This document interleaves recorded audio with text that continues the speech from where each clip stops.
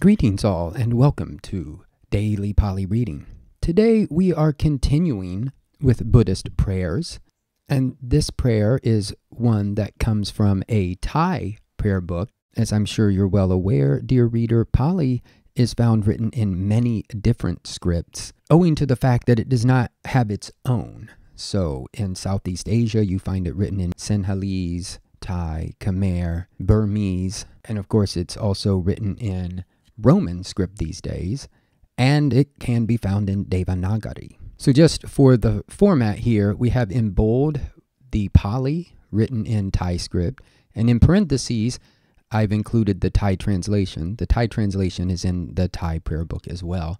Underneath, I've put the Roman script. Basically, getting from the Thai script Pali to the Roman script Pali is just a matter of looking up a chart that lists the Thai script with its corresponding Pali sound. Notice here at the top, this following prayer in Thai, this says, Pa Bai Hai Sat Tang Lai, extend to all beings, Mai Mi Kalp K, without limit.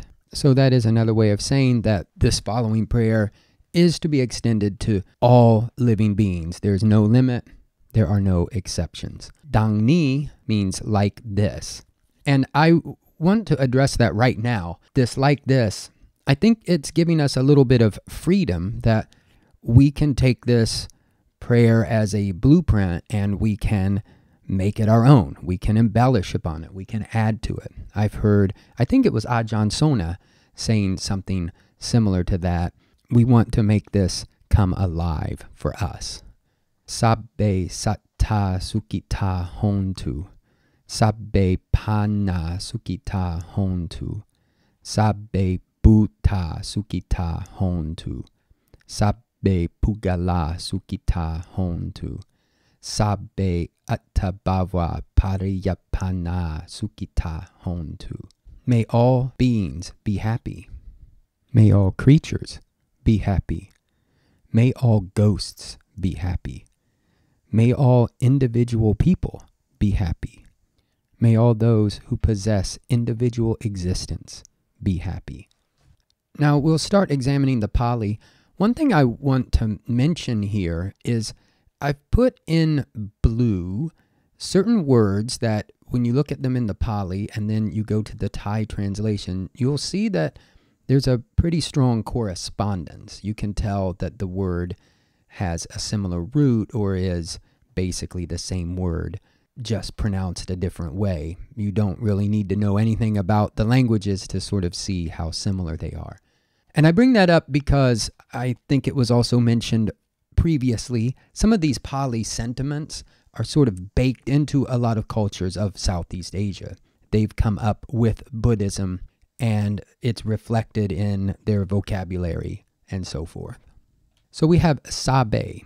Now Sabbe is an adjective. It's masculine nominative plural, and that is the form we find, Sabbe. Our next word, sattā, this is the plural of, or the masculine nominative plural for creatures, beings. And then let's skip to the end here. We have hontu.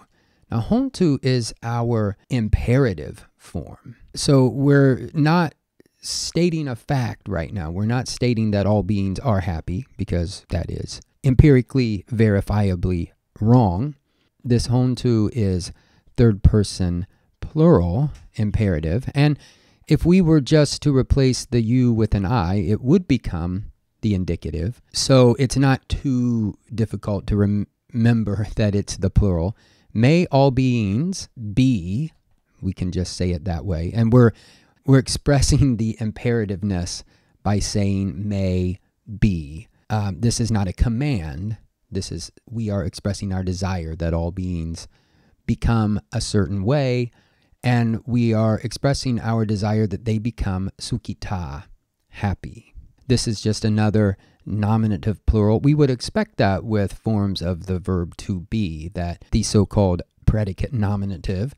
The rest of this prayer is set out in a very similar form with only these words in green that change. So we can basically just focus on them. We have pana. That is cognate with the Sanskrit prana, which you may be a lot more familiar with. Prana meaning breath.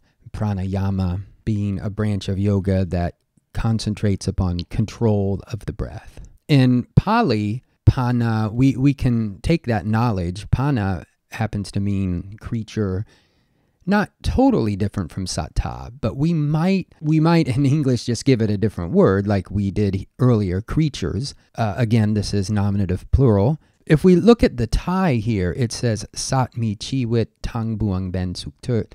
In Thai, they've explained pana as beings or all beings that have life, or maybe even that draw breath. That's a way to understand pana. Then we have bhuta.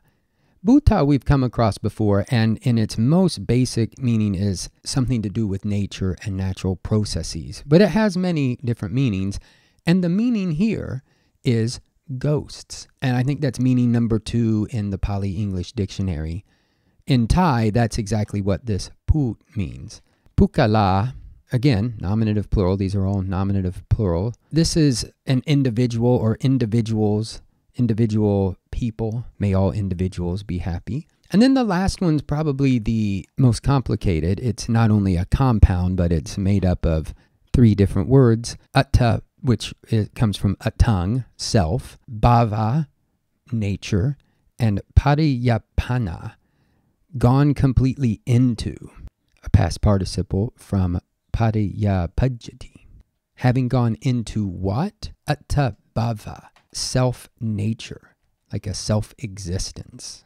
The Pali English Dictionary glosses this as all that is contained in the threefold cycle of existence, that is, the worlds of sense, form, and formless, also known as the realms of desire, sense desire, form, and formlessness.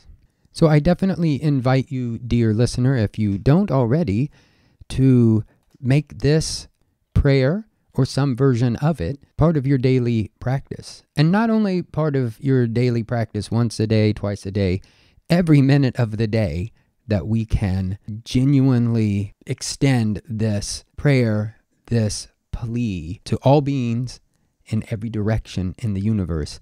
I think it draws us nearer and nearer to liberation. And with that, we will leave it here. Peace all.